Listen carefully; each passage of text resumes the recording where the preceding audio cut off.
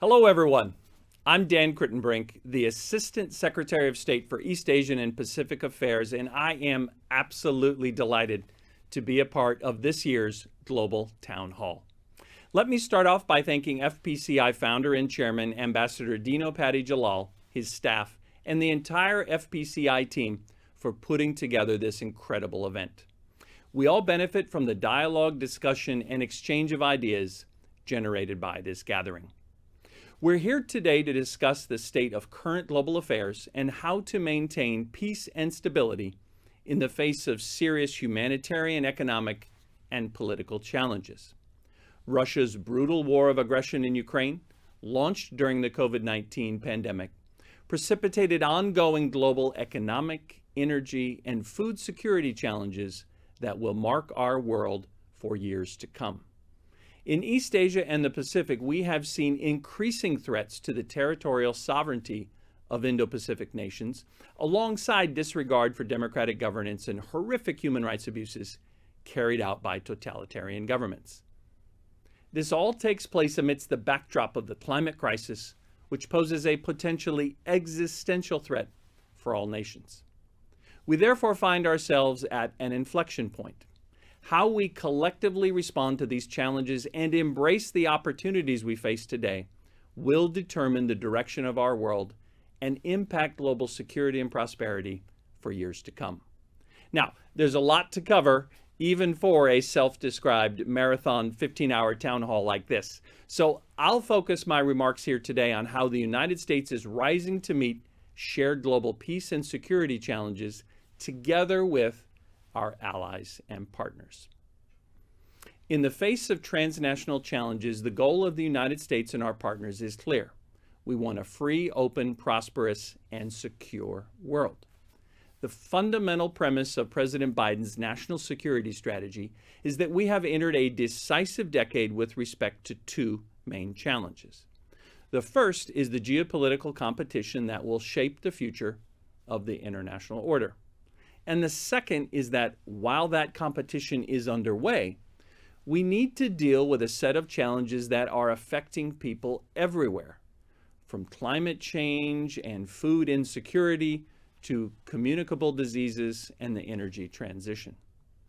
To meet these challenges, the United States will first invest in the underlying sources and tools of American power and influence, and second, we will build the strongest possible coalition of nations to enhance our collective influence to shape the global strategic environment and solve shared challenges.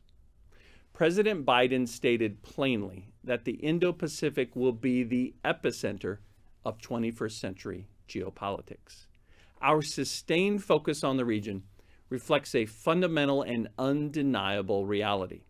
No region on Earth will affect the lives and livelihoods of Americans more than the Indo-Pacific. Every defining issue of the 21st century, from climate change and global health to the future of technology, runs through this region. As a proud Indo-Pacific nation, the United States has a vital interest in realizing a region that is open, interconnected, prosperous, secure, and resilient. This vision is shared by many countries and peoples in the region, and the United States will strengthen its own role in the Indo-Pacific, again, while building the collective capacity of our allies, partners, and friends to accomplish our shared goals. To achieve this vision, we will work with any country that supports a rules-based order, while we continue to press all partners to respect and advance democracy and human rights. As the President stated in the National Security Strategy, a free and open Indo-Pacific can only be achieved if we build the collective capacity of our partners.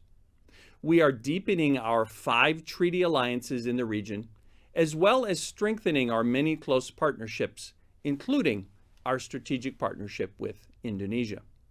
We are affirming the centrality of ASEAN and seeking deeper bonds with Southeast Asian partners.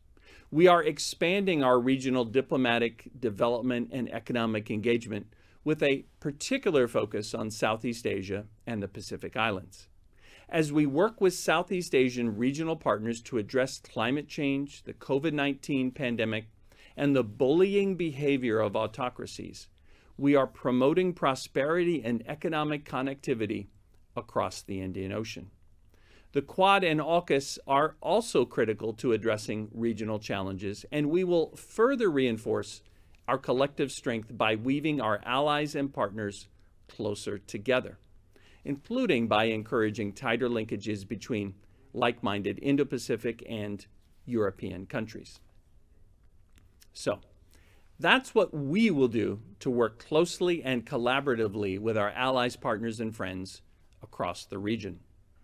What we will not do is look at the world solely through the prism of strategic competition.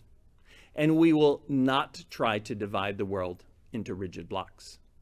We are not seeking to have competition tip over into confrontation. And we are not engaging each country as simply a proxy battleground. Instead, we are going to engage countries on their own terms and pursue a positive agenda to advance common interests and to promote stability and prosperity. Earlier this year, we launched the Indo-Pacific Economic Framework for Prosperity, a novel economic arrangement that reflects our collective desire to address 21st century challenges beyond trade and investment. We also look forward to demonstrating this positive vision and commitment to shared prosperity across the region as we move into the U.S. APEC host year in 2023. Indonesia, again, is a vital partner in achieving this vision.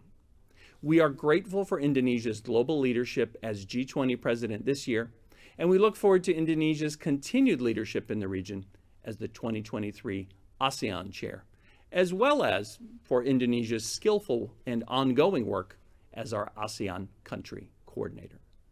In conclusion, let me again emphasize here our second line of effort. Working with our allies, partners, and friends in the region and building our collective capacity is central to the success of our strategy. And I want to reiterate that Indonesia is a key friend and partner ensuring not only a free and open Indo-Pacific, but also a prosperous and secure international order. Our strong strategic partnership was on display during a year of heightened engagement between our governments, and it will again be on display in just a few days as our country's leaders meet in Bali for the G20 Leaders Summit. Through close cooperation between our allies, partners, and friends in the Indo-Pacific and throughout the globe, we will achieve peace and stability in the decades to come. So, thank you again to Ambassador Jalal and the entire team at FPCI for convening this global town hall. And thank you to everyone participating for bringing your experience and expertise to bear as we work together to respond to the tremendous challenges and the unprecedented opportunities that we face today. Thank you very much.